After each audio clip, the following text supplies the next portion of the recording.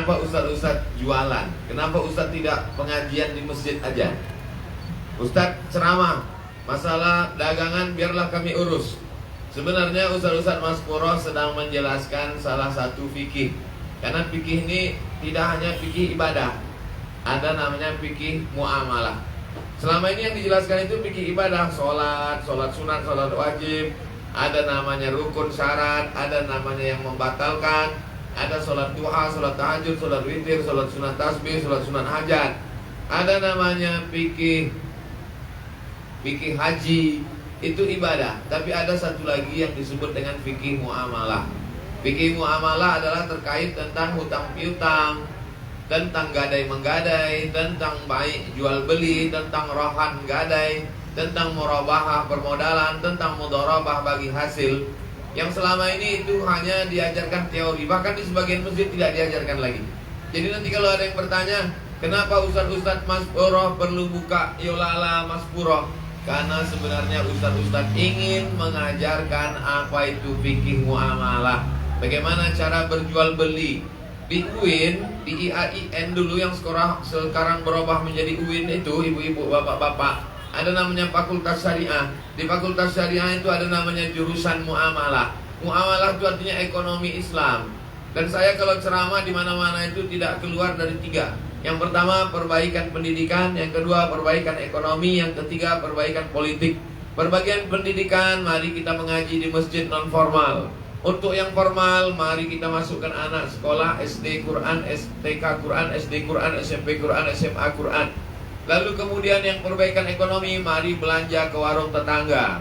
Belanjalah dengan cara baik dengan saudara-saudara kita, karena uangnya berlebih, nanti dia akan berzakat, berwakaf, berinfak, dan bersedekah. Yang ketiga, perbaikan politik. Pilihlah anggota legislatif, calon-calon pemimpin pilkada yang peduli kepada ajaran Islam. Dimanapun saya ceramah, 3 poin itu yang selalu saya sampaikan. Jadi hari ini Ustadz tidak hanya sekedar bicara apa itu tangan di atas lebih baik dari tangan di bawah, apa itu mencari harta dunia, selesai sholat idza qudiyati sholat fantashiru fil ard, bertebaranlah di atas muka bumi, wabtaghu min fadlillah, carilah rezeki karunia Allah. Hari ini ustadz-ustadz di Palembang yang tergabung dalam Mas Puro bisa berkata, kalau ada umat jamaah yang bertanya, ustadz yang cuma pengajian aja menjelaskan jual beli, ambil untung, jauhi dari riba. Ustadz yang selama ini hanya ceramah, jangan sampai makan ada lemak babinya, jagalah makananmu, doamu akan dikabulkan Allah. Itu hanya ceramah saja di masjid. Mana buktinya Pak Ustadz? Buktinya datanglah ke Yolala Mas Puro. Ini bukti real nyata. Jadi apa yang dilakukan hari ini tidak bertentangan dengan sunnah. Bahkan inilah sunnah itu.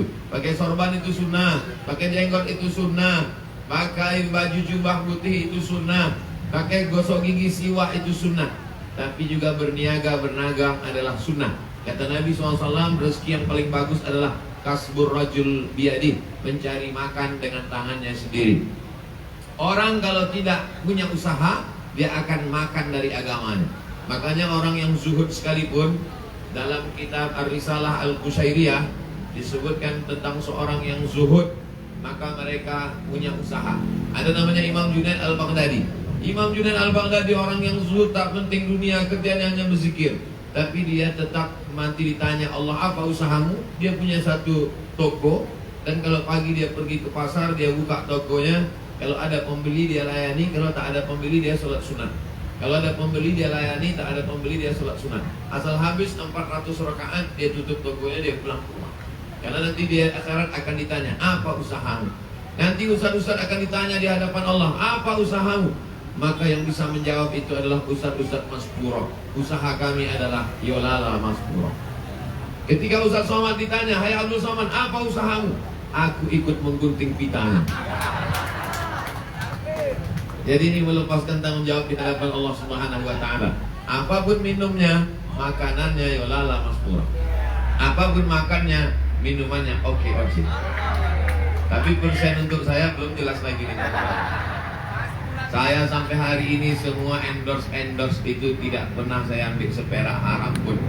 Semua endorse itu karena ini adalah usaha membangkitkan ekonomi. Allah hanya suruh kau ambil Bambu, pasang kail mata pancing, pasang tali pancingnya, kasih umpan cacing atau kodok. Udah selesai. Masalah ikan apa yang datang itu urusan Allah SWT. Urus urusan kita, urusan Allah biar Allah yang ngurus. Jangan sibuk ngurus urusan Allah sampai kita lupa urusan kita. Kenapa kau tak pasang pancing? Iya kalau ada ikannya. Kalau tak ada, masalah ada tak ada ikan itu urusan Allah. Ambil bambu, ambil kayu, pasang mata kail pancing, kasih umpan. Ikan apa yang datang? Itu urusan Allah SWT. Dipasang 10 mata kail pancing, tarik yang satu, umpannya hilang. Tarik yang satu, pancingnya hilang. Tarik yang satu, talinya putus. Tarik yang satu, hilang semuanya. Husnuzon pada Allah, pulang ke rumah. Rupanya Allah mau kasih kita ikan masak. Duduk di rumah, datang ikan pindang yang sudah matang. Itu urusan Allah. Tak ada yang sulit bagi Allah. Innama amruhu idza arada syai'an ayyaqula lahu kun fayakun. Jadi nanti kalau ada yang bertanya, kenapa itu Ustaz Maskurah itu kalau ini kan urusan dia pengajian saja di masjid. Pengajian di masjid itu teorinya. Selama ini prakteknya salat sunat tasbih sudah, salat sunat istisqa sudah. Mereka sekarang sedang mempraktekkan fikih muamalah dagang. Inilah pendidikan umat yang sesungguhnya. Maka insya Allah rekaman kita hari ini disiarkan kemanapun juga, nanti ditonton oleh jamaah dimanapun berada. Maka jamaah di seluruh dari mulai Aceh sampai Papua, Sulawesi, Makassar, Banjarmasin terinspirasi dengan yang dilakukan Mas Purah di kota Palembang insya Allah. Selama ini Ustadz terpecah belah dengan ormasnya, dengan partainya, dengan calegnya, dengan kelompoknya, dengan mazhabnya, dengan pesantrennya. Lalu kemudian ustadz-ustadz menyatu dalam sebuah persatuan yang luar biasa bernama Mas Purah. Pengajiannya juga menyatu dalam majelis yang besar di Benteng Kuta Besar. Masalah kesatuan ustadz-ustadz para habaib sudah selesai. Sekarang naik ke fase yang kedua, bagaimana membangkitkan ekonomi umat. Tapi ini baru 2 saja yang dipenuhi. Di antara kebutuhan umat baru hanya 2, minuman dengan makanan. Minumannya oke-oce, makanannya yolala. Yolala itu tadi sudah dijelaskan oleh Pak Gubernur. Yolala itu artinya yolah nian. Memang betul-betul inilah dia, tak ada yang lain maksudnya itu. Nah, tapi kalau kita perhatikan keperluan umat tidak hanya makanan dan minuman. Sekarang coba kita inventarisir keperluan umat dari mulai bangun pagi. Bangun pagi, dia masuk ke kamar mandi, dia mandi. Sekarang sabunnya ternyata bukan punya kita. Maka ke depan insya Allah Mas Purah juga memproduksi sabun. Habis itu dia mandi, dia pakai sampo. Ternyata sampunya punya si Macron yang mengejek Nabi. Maka sekarang kalau kata Ustaz, itu jangan pakai lagi sampo Macron dari Prancis. Umat akan bertanya, lalu kami mau pakai batu lagi? Mana sabun? Jadi ketika Allah mengatakan la taqulu ra'ina, jangan kau katakan ra'ina, tapi kemudian Allah kasih alternatif wa qulun zurna. Kalau tidak mau pakai ra'ina, pakai unzurna. Nah, sekarang kalau kita melarang orang, jangan makan ini pakai lemak babi, jangan makan ini campurnya tak jelas, jangan makan ini entah halal entah tidak. Orang bertanya, yang betul-betul halal itu mana? Yang telur ayamnya dicuci dibasuh dulu mana? Yang mencuci yang masaknya pakai selawat itu mana? Yolala. Nah sekarang kalau cerita masalah sampo, habis itu orang dia ambil odol gigi, lalu kemudian jangan pakai ini, odol gigi ini pakai alat pemutih, odol gigi ini pakai sesuatu alat kalau dipakai orang bisa pikun. Lalu kemudian yang halal itu mana? Dari mulai sampo, sabun, odol gigi, sabun cuci piring, sampai kemudian berasnya, sampai kemudian semua keperluan. Jadi sebetulnya ini jangan berpuas hati dulu, walaupun bunga ucapannya sejauh mata memandang. Maka ke depan kita mengharapkan ada produk-produk yang terbaru lagi dari Mas Purah insya Allah 2021, 2022. Sehingga seluruh kebutuhan umat, dari mulai tali sepatunya, jangan semua kita pakai produk orang. Sekarang semuanya, sendalnya sendal Jepang, pisaunya pisau Inggris. Oleh itu sebab ini semua yang saya sampaikan ini adalah, ini tidak lain tidak bukan adalah sunnah Rasulullah SAW. Dalam kita baca sejarah umat ini, Islam sampai ke Nusantara. Dulu waktu kita belajar sejarah Islam di SD, Islam sampai ke Nusantara dibawa oleh pedagang. Maka dikritik, mana ada pedagang yang membawa Islam ke Nusantara? Islam dibawa oleh para ulama. Dikritik orang yang datang kemari adalah para pedagang. Sebetulnya dua-duanya benar. Yang mengatakan Islam membawa Islam ke Nusantara adalah ulama, betul. Yang mengatakan bahwa yang membawa Islam ke Nusantara pedagang adalah betul. Bagaimana cara betulnya? Yang membawa Islam ke Nusantara adalah para ulama yang berdagang. Mereka adalah para ulama yang ahli fikih, ahli tafsir, ahli hadis. Tapi juga mereka berdagang, membawa barang-barang dagangan dari Jazirah Arab, dari Tarim Hadramaut, dari Makkah, dari Taif, dari Madinah. Sampailah mereka bergerilya ke Gujarat, India. Dan sebagiannya langsung dari Yaman, sebagiannya dari India. Datang mereka mengislamkan nenek moyang kita. Lalu kemudian akhlak mereka yang baik, jujur dalam timbangan, jual belinya tidak menipu. Itulah yang membuat nenek moyang kita yang waktu itu menyembah batu, menyembah binatang, menyembah pokok kayu, menyembah hantu, menjadi terpukau mereka dengan ajaran Islam. Jadi mereka tidak datang kemari membawa pedang mengancam. Siapa orang Nusantara tidak bersadar pancung kepalanya, tidak. Tapi melalui hubungan dagang yang luar biasa itulah maka nenek moyang kita bersyahadat asyhadu an la ilaha illallah wa asyhadu anna Muhammadan Rasulullah. Dari mana kita tahu kalau orang itu jujur, amanah? Dari mana kita tahu bahwa dia orangnya baik? Dari mana kita kalau tidak berhubungan muamalah? Hari ini Yolala Maspuro sedang mengajarkan kita mengulang sejarah balik zaman dulu. Karena ini sudah banyak ditinggalkan oleh para asatidz, para habaib, para ulama. Maka diperlihatkan kembali. Beginilah agaknya. Poin yang pertama, ini ajaran Islam. Poin yang kedua, meningkatkan ekonomi umat. Poin yang ketiga, kenapa ibu-ibu mesti hadir pada acara ini? Karena kunci dari segala sesuatu hari ini adalah ibu-ibu. Dari mulai sales jualan kompor sampai tas kulit, semua melibatkan ibu-ibu. Kalau disampaikan kepada 100 bapak-bapak, itu yang mengingat sampai ke rumah paling tinggal 50. Sampai di rumah yang bisa menceritakannya ulang tinggal 20. Yang didengar oleh orang di rumah tinggal 10. Yang mau mengamalkannya tinggal 5. 100 orang laki-laki sampai ke rumah hanya tinggal 5 saja. Tapi kalau perempuan 100 orang mendengarkannya, dibawanya pulang ke rumah menjadi 200. Karena suaminya ikut dia semua. Didengarkan oleh anaknya menjadi 300. Didengarkan oleh menantunya menjadi 400. Didengarkan oleh cucunya menjadi 500. Walaupun di hadir yang di depan saya ini ada 100 orang, ini akan pulang dan besok akan membawa 500 ke Yolala Maspuro. Percaya tak percaya, mau tak mau, yakin tak yakin, apa yang saya sampaikan ini adalah bukti nyata. Orang politik mencari ibu-ibu, orang sales dagang, asuransi mencari ibu-ibu, pegawai-pegawai bank mencari ibu-ibu, aliran-aliran sesat pun mencari ibu-ibu. Memasarkan gigi palsu, ibu-ibu juga cari. Memasangkan hidung mancung, pipi naik, dagu naik, ibu-ibu juga cari. Memasangkan sulam bulu mata, ibu-ibu juga. Iklan yang paling banyak di televisi dari pagi sampai petang, dari malam sampai sore, dari mulai tumit retak-retak sampai ketiak hitam, ibu-ibu juga dicari. Oleh sebab itu hari ini, petang ini, ibu-ibu ini bukan sekedar pendengar. Ibu-ibu adalah menjadi agen-agen dari Yolala Maspuro. Takbir. Saya yakin dan percaya bahwa ibu-ibu akan membawa pesan-pesan ini menjadi pemasar, menjadi manajer, menjadi sales, menjadi apapun namanya. Dan ini adalah dalam rangka membangkitkan ekonomi umat, insya Allah. Amin. Ya Rabbal Amin. Pak Polisi pun datang. Pak Polisi akan datang balik ke Kapolres, datang balik ke Polres, ke Polda, dan akan menyampaikan cerita Yolala. Maka semua polisi besok semuanya makan Yolala Maspuro. Udah, sampai pesannya semua. Bapak-bapak udah, ibu-ibu udah, polisi-polisi udah. Tentara kenapa tak diundang? Penting ini semua. Penting apa tak penting? Penting.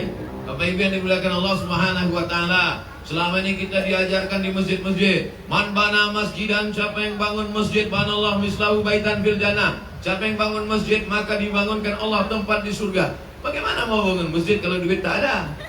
Selama ini diajarkan al-yadul ulya khairum min al-yadi sufla. Tangan di atas lebih baik daripada tangan di bawah. Bagaimana tangan di atas memberi kalau kita meminta-minta tak ada usaha? Selama ini diajarkan idza qudiyatis shalah, kalau kamu sudah selesai melaksanakan salat, fantasiru fil ard, bertebaranlah di atas muka bumi, wa mutaghu min fadillah, carilah karunia Allah. Habis selesai salat, Karunia yang mana mau dicari? Orang PHK, pensiun, dirumahkan, tak ada usaha. Tapi sekarang, jangan heran nanti kalau Ustaz-Ustaz Mas Puro begitu selesai sholat langsung hilang. Berarti dia sudah kembali ke Yolala Mas Puro. Nah ini usaha-usaha ini semuanya terkait dengan masalah harta. Ayat yang paling panjang dalam Quran bukan ayat sholat. Ayat yang paling detail dalam Quran bukan tentang ayat puasa. Ayat puasa cukup satu ayat saja. Ya ayyuhalladzina amanu kutiba alaikumusyamu kama kutiba alal ladzina min qablikum la'allakum tattaqun.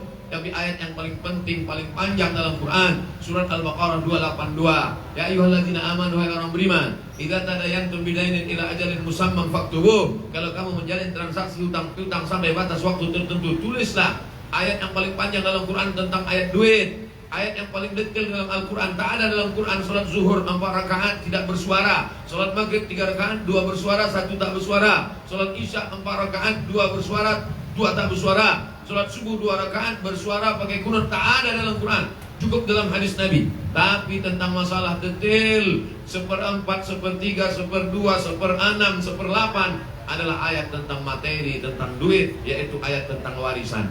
Oleh sebab itu kalau ada orang Islam mengatakan ekonomi tidak penting, maka ekonomilah yang paling penting. Dengan ekonomi politik bisa bangkit, dengan ekonomi masjid bisa dibangun, dengan ekonomi umat menjadi semangat. Kada al-faqru ayyakuna kufran, hampir saja kefakiran membuat orang menjadi kafir. Antara fakir dan kafir tipis setipis kulit bawang. Maka salah satu usaha adalah membangkitkan ekonomi umat dengan belanja ke Yolala Mas Puro. Dunianya selamat, akhiratnya dapat insya Allah. Kalau kau kejar akhirat, maka dunia akan bersimpuh sujud di bawah tapak kakimu. Tapi kalau dunia yang kau kejar, akhirat pasti melayang. Jadi nanti kalau melihat Yolala Mas Puro, apa sebenarnya yang target dicapai oleh Yolala Mas Puro? Rezeki itu sudah dijamin Allah Subhanahu wa taala. Wa ma min dabbatin fil ardi illa 'ala Allah rizquha. Segala yang melata di atas muka bumi ini sudah dijamin Allah rezekinya. Tapi rezeki yang tidak diusahakan tidak akan mungkin dapat. Karena kita ahlu sunnah wal jamaah, kita berkeyakinan bahwa ada al-kasbu wal ikhtiar, ada usaha. Usaha yang dilakukan hari ini adalah sunnah, karena kita bukan golongan ahlul bid'ah wal dhalalah. Kita adalah ahlu sunnah wal jamaah. Nanti kalau ada orang bertanya, kenapa Mas Puro mesti buka Yolala Mas Puro? Karena disitulah diajarkan fikih muamalah. Kenapa Mas Puro membuka Yolala Mas Puro? Karena disitulah perbedaan antara ahlu sunnah dengan ahlul bid'ah. Kenapa Yolala Mas Puro membuka Yolala Mas Puro? Kenapa mesti dibuka oleh Ustaz Mas Puro? Karena mereka ingin meningkatkan ekonomi umat. Bisa jawab? Jawab. Tak bisa jawab? Dengar rekamannya. Maka insya Allah ini dapat menyelamatkan kita semua dari kefakiran, kemiskinan, sehingga umat ini bangga menjadi seorang muslim, sehingga umat ini terjamin makanannya. Kalau sudah terjamin makanannya, maka doanya dikabulkan Allah. Atib mata'amak takun mustajabat dakwah. Jaga makananmu, maka doamu akan dikabulkan Allah Subhanahu wa taala. Demikian yang dapat saya sampaikan. Terima kasih atas segala perhatian. Mohon maaf atas segala kekhilafan dan kesilapan. Menangkap ikan di Bukit Selasih. Sekian dan terima kasih. Assalamualaikum warahmatullahi wabarakatuh.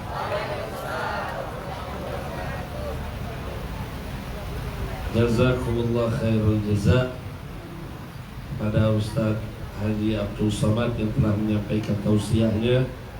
Mudah-mudahan bisa memberikan pencerahan dan motivasi bagi kita semua. Selamat datang Bapak Mirzal Alwi, Dirpam Outfit Polda Sumatera Selatan. Selamat datang Bapak Dr. Reza, Kepala Badan Kepegawaian Daerah Pemkot Kota Palembang. Selamat datang semua tetamu. Ada perwakilan dari Bapak Kakak Kemenak Sumatera Selatan, ada perwakilan dari Dinas Pariwisata, ada perwakilan dari Serikat Pekerja Pertamina, ada perwakilan dari semua. Tidak saya sebutkan satu persatu. Ada perwakilan dari Indralaya, dari Ogan Ilir, Bapak Busroni. Ada perwakilan bahkan dari Jakarta, Ustaz Taqwa. Insya Allah mudah-mudahan ini semua menjadi tanda, mudah-mudahan Yolala insya Allah dijadikan oleh Allah Subhanahu wa taala tempat yang diberkahi, dan mudah-mudahan insya Allah semakin maju. Mudah-mudahan insya Allah akan terus mengembangkan sayapnya agar bisa terbang tinggi ke angkasa insyaallah. Amin ya rabbal alamin. Dan mohon maaf, memang undangan ini bahasanya kalau Abang Solhas ngomong ngari-ngari soda. Mau ngundang dibuat pengumuman, takut nanti malah bikin macet jalan. Dan undang banyak ya, jadi kita terbatas ngundangnya dan memang kita batasi karena takut membludak. Ini mungkin yang bisa kami sampaikan.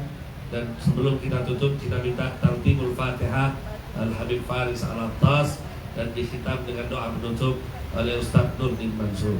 Fa'alihi ma falyatafadhala.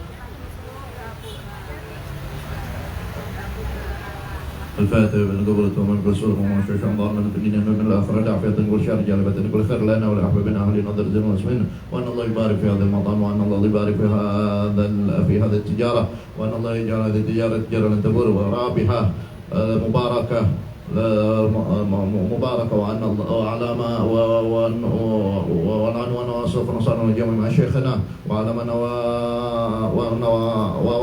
نويتم إلى حضرة النبي محمد صلى الله عليه وسلم. الفاتحة.